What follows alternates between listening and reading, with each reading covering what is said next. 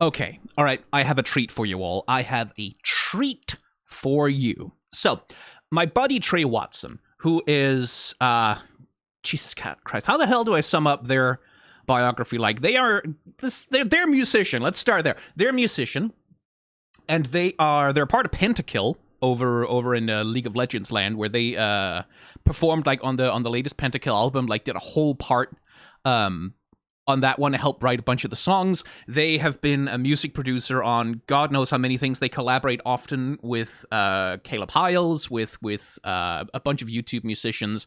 Richardy B, who is on the particular song we're about to take a look at now. And the most important thing that they've ever done, by far, obviously, is composing the theme song for the boss designs of Elden Ring, which like I commissioned from them, and they did an absolutely fantastic job. Trey's one of the coolest friends I have. Just unqualified, one of the coolest people I know. And they don't get nearly enough attention on their own YouTube channel for their own projects, because Jesus Christ, they're so good at so many fucking things. It's incredible. Anyway, they said, "Hey, do you want to see something cool?" I was like, "Yeah," and they sent me a link to this, which is their new original anime song, Dungeon Meshi Hunger, which is featuring Code Rogue 67, who I don't know, and Richardy B, who is one of the great guitarists of YouTube. And I was like, that looks really cool. Can I do a reaction video to that? And they were like, yeah, sure. And so here we fucking are, because we're about to have a good time, my friends. We are about to enjoy ourselves. So if you want to hear this song in its entirety without me stopping every 2 seconds to, blabber over it, go over to Trey's channel. You can find a link to it in the description of this video, in a pinned comment down below. Go subscribe and go give them the attention that they so richly deserve, because they do just so much good fucking cool work. They did a cover of Glimpse of You that I still listen to. I think it's better than the original, quite frankly. It's really fucking good. So go listen to all that. But for now, let us have a listen to a Dungeon Meshi theme song. Like, that's why I'm doing a reaction video. I feel like I did reaction videos to Dungeon Meshi. I'll get back to those. I promise. Don't worry. It's just this channel always has to be the bottom of my priorities, because it's not the thing that pays my rent. So I thought you guys might be interested in it. I certainly am, so let's have a listen here.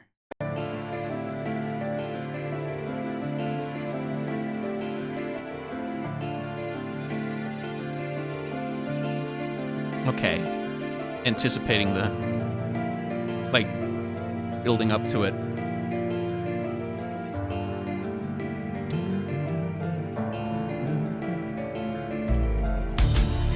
Yeah. Too many days, too many nights, I gotta steady my gaze. I'm trying to fight, cause every moment here is action. Cause the monsters and the factions, my distractions from the thing I gotta do, but they can't have it. I will save you from the jaws of any dragon, and we will escape this cavern, no matter how I end up bruised and battered. And I plan to keep this promise now, regardless of your death. Then I'll cherish every meal with you like it's my last breath. Though we said we would run, that's Trey. What we said's not what we've done, cause we know we're the only ones. Another day underground, and I just wish I had you around. All I feel is hunger, and when we make our way down, we're finding our way out together. Oh, hell yeah.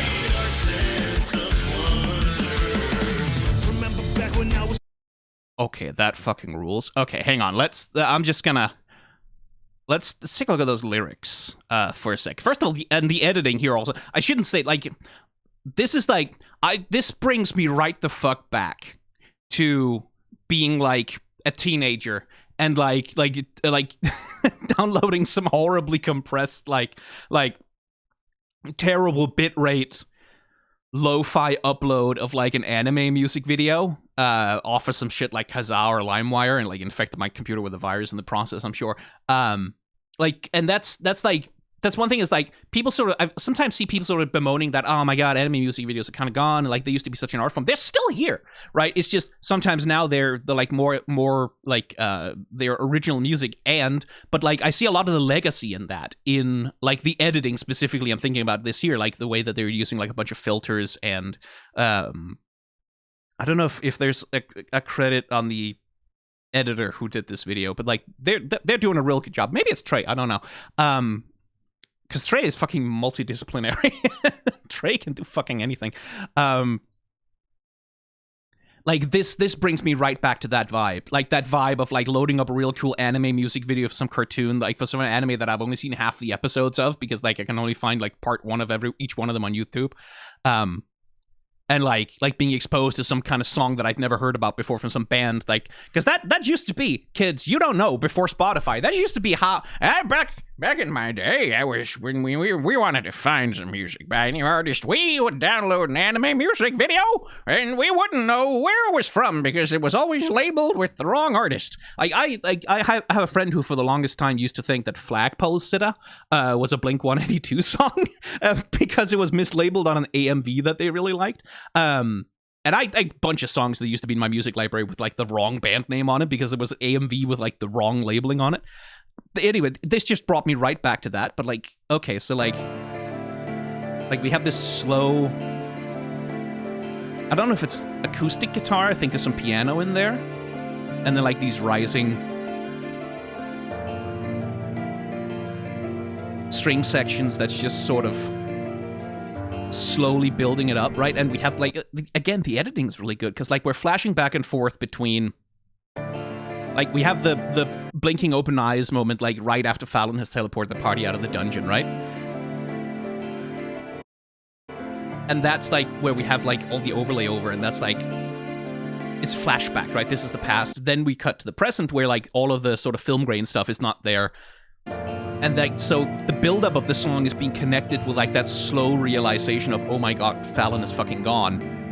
And like the buildup of that determination to go down and save her, which then comes in through the lyrics, right? It's been too many days, too many nights, I gotta steady my gaze. I'm trying to fight, cause every moment here is action. Cause the monsters and the factions, my distractions from the thing I gotta do, but they can't have it. I will save you from the jaws of any dragon.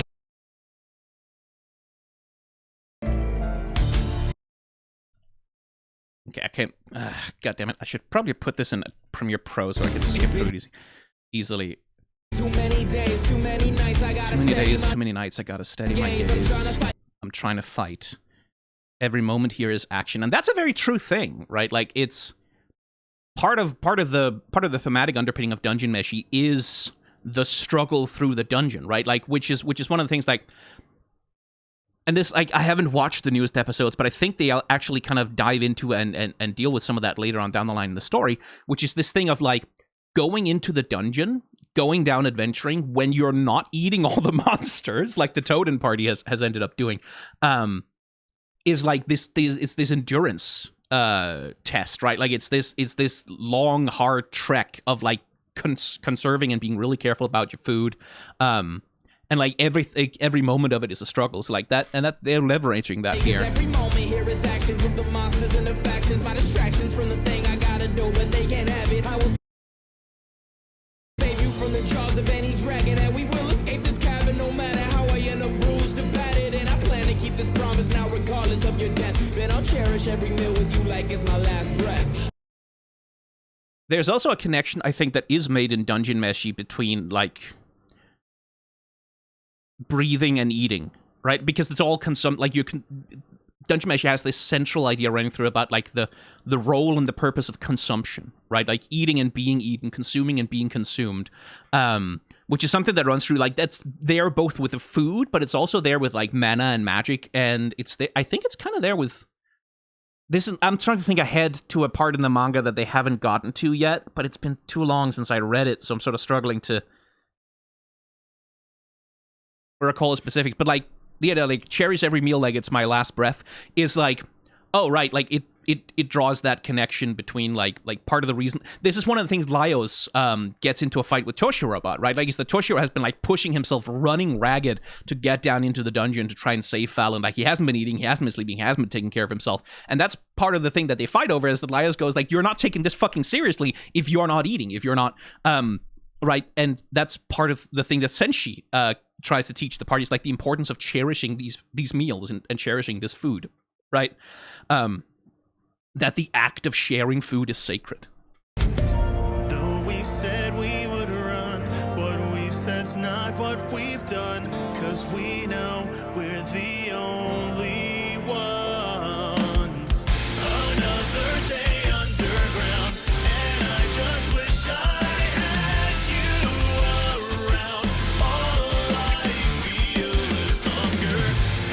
okay, so that's interesting. Are we like, because it seems to me, and I'm not the world's greatest interpreter of like lyrics, but it seems like what's being done here is we're drawing a connection, right? Like hunger.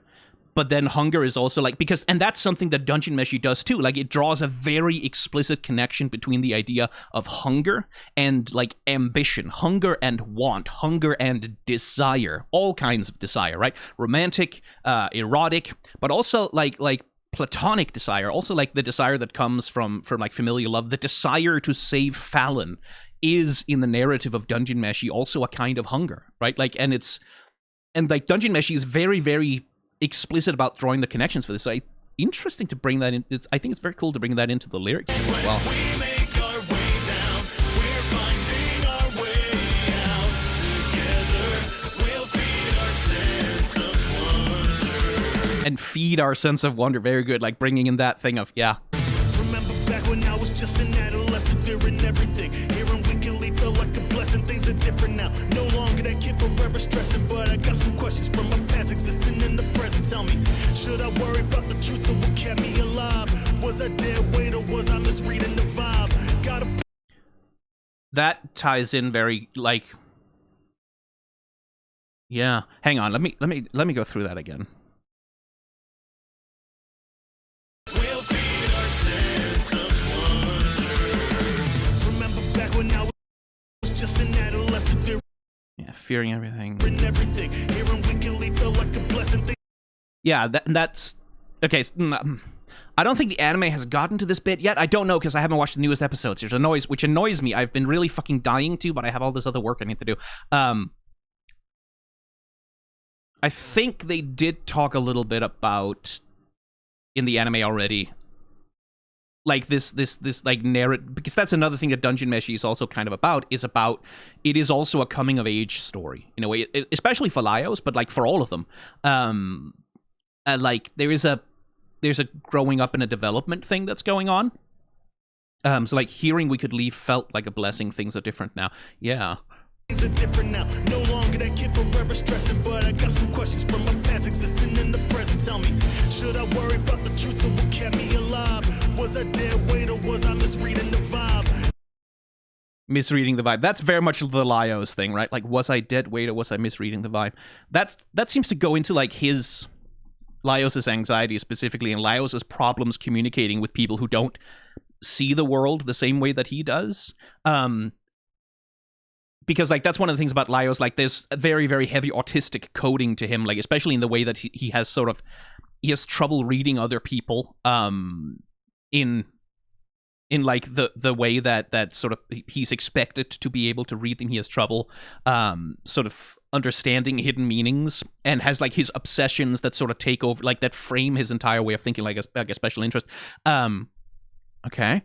Got a party leaning on me, so I tried to hide the weight I carry. Felt like I should keep it all inside. Oh yeah. Yep. Though we said we would run, what we said's not what we've.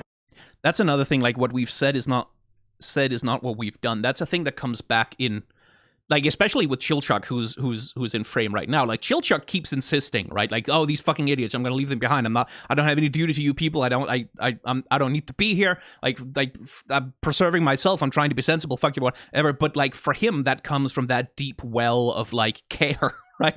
Like this poor motherfucker, he has all of these rules about not doing more work than you're paid to, and like not sticking your neck out any further than you have to. And he has all of these rules because if he didn't have those rules, he would be like this constantly, right? Like he would constantly do more than was necessary because he's cursed with caring about people so fucking much, and that keeps burning him, right? And that's part of the reason why he's such a little cynic shit. Is because like his tendency to do too much for other people comes back to haunt him all the time.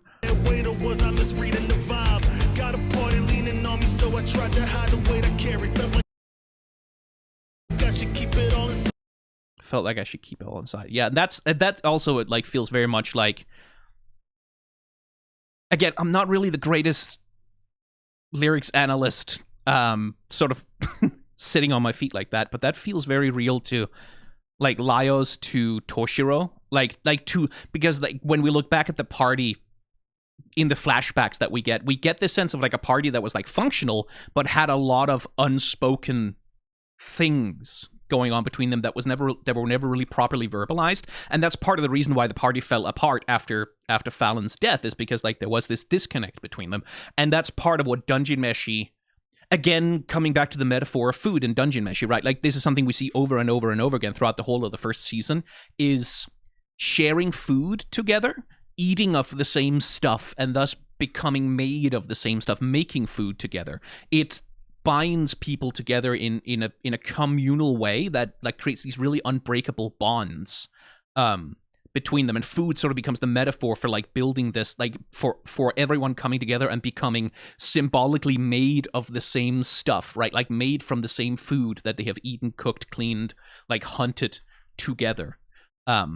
And like when you look back at like the flashbacks, and some of the parties with which the Totem Party are contrasted, like there's this thing of like, oh, like the Totem Party is really weird because they are a lot more honest and open with each other than a lot of other people are. So like it feels like that's sort of what this is reaching at, which is interesting. Though we said we would run, what we said's not what we've done, 'cause we know we're the only ones. Another day underground, and I just wish I had you around. I really like the Another day underground, and like the little silences, like where you did it quiet, did it, like there's a good rhythm to that. I just wish I had you around. All I feel is hunger, and when we make our way down, we're finding our way out. Together, we'll feed our sense of wonder.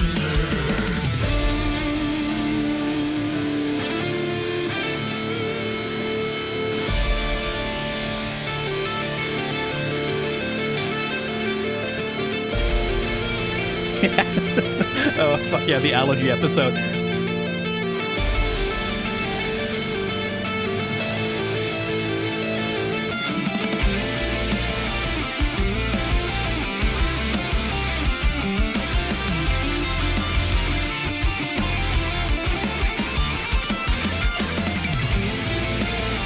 Oh god, Richard is so fucking good at those solos. So like one thing I have about metal music, sometimes, occasionally, it's not 100% my genre. Like there's a bunch of metal that I really like that I listen to, but there is also genres of metal and kinds of metal that for me doesn't have the wherewithal to be quiet sometimes. I don't know how to explain it, but like there are certain kinds of metal there where there's so much going on, there's so much noise, there's so much sound, there's so much everything, there's so much loudness going on all the time that to my mind it becomes kind of like white noise in some ways, right? And that's something that can happen with like certain kinds of guitar solos where it's like it's very much focused on making as much noise as possible as fast as possible, like really just like fucking shredding the notes up and down, right? And this is a personal preference thing. I like it when I feel in a guitar solo that the notes, like when the runs are there, when it's like really going like that's being employed specifically as part of like a rhythm in between like a buildup of melody and like a use of repetition to center like a riff or a lick in the audience's mind, and then like doing a run up to like escalate the tension or the emotionality of it. This is something Richard B is genuinely very good at in a lot of the guitar solos that he makes. I feel like there is a sense of like, okay, it's not just that he is showing off by being fast, which is like, that's a legitimate normal thing to do on YouTube, is like you can show off how fast, how skillful you can be in playing clean notes like really quickly. With Richard B, like what I've liked about a lot of his covers and a lot of his music is that he seems to have an intentionality in it. Like it feels to me like, okay, it's not just that he's showing off how good he is at fucking shredding this shit, because he is very good. It's also that he's trying to tell, I mean, a story, but like not a story in the sense of being like a beginning, middle, end narrative thing, but like a story in the sense of there's a vibe progression in what he's doing with the guitar over the course of the thing. Let's take that solo back to the beginning. Because like we start with the build up, right? Like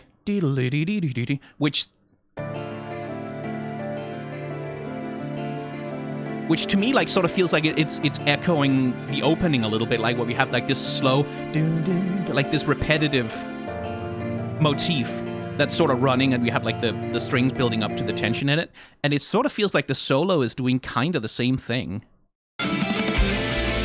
Because like leading up to the solo, they have like where it's like building up, slowly escalating up to the point, and then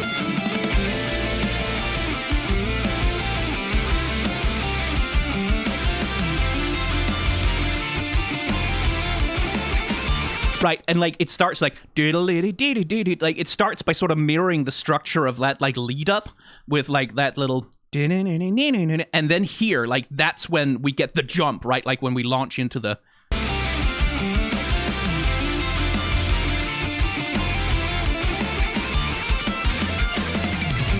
like where you can hear him like running up the neck of the guitar, like that's what I mean, like, but in terms of like building like managing and building tensions and building the intensity of the thing to so that there is like this excitement curve in the thing, so that it's not just everything is up at 10 all the time, but like we jump down to a 6 and like we're like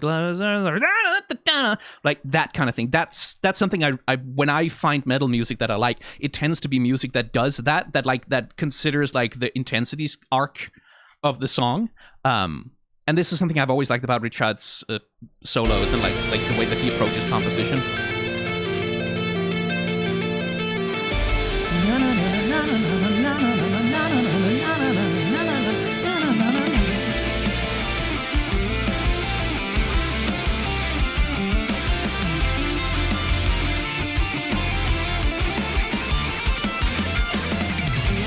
Yeah, that's really good.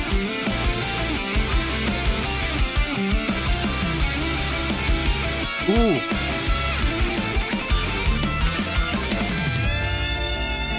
Oh, that was good. Like, I don't know if it was key change. I don't know enough about music to have like complex technical thoughts, but like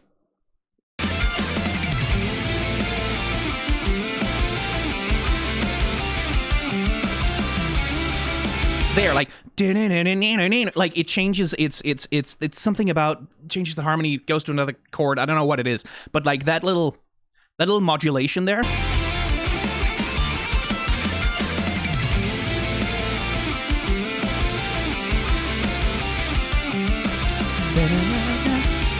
That again, that's that thing about like managing like the, oh shit, this feels it feels like we moved from some place and gone to another place, right? Like in terms of the emotion of the music. Oh, that's good.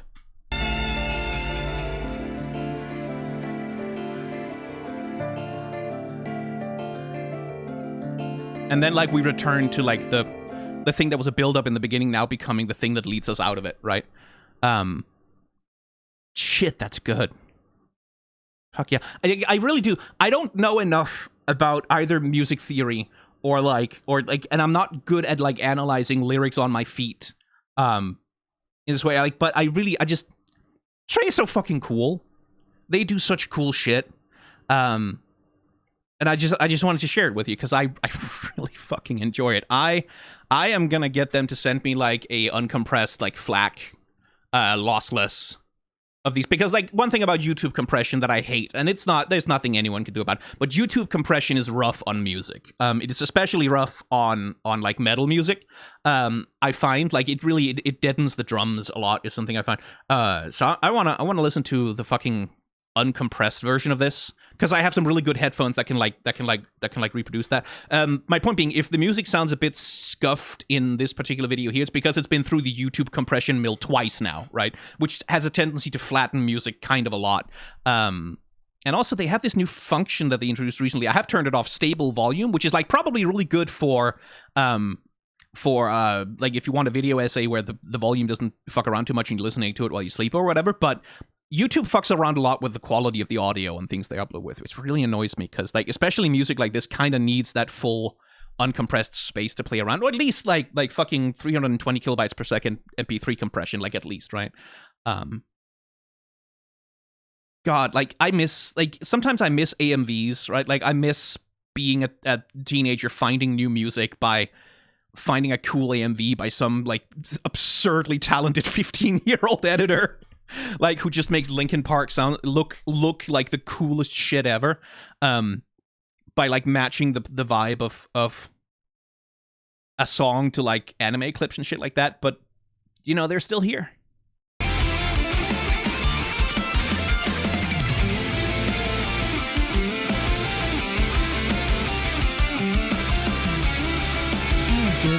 Oh, that's good.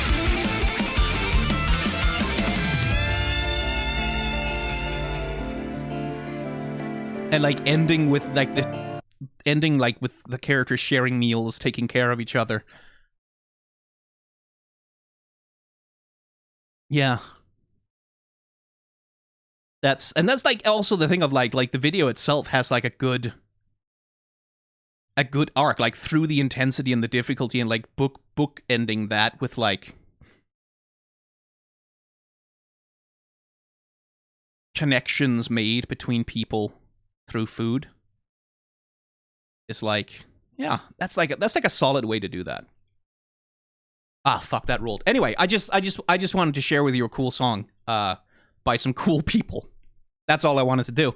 I'm gonna get back to reacting to Dungeon Meshi as soon as I can. I swear to God, I am. There's a bunch of like there's so much fucking work that I'm doing that's not gonna show up on the channel for ages. That I need to get out of the way. Otherwise, I'm gonna die of stress. So, yeah. Anyway, go subscribe to Trey. Go subscribe to ReachRDB as well, and Code Rogue 67, who also did a good job on this thing. 'Cause they're good. Yeah.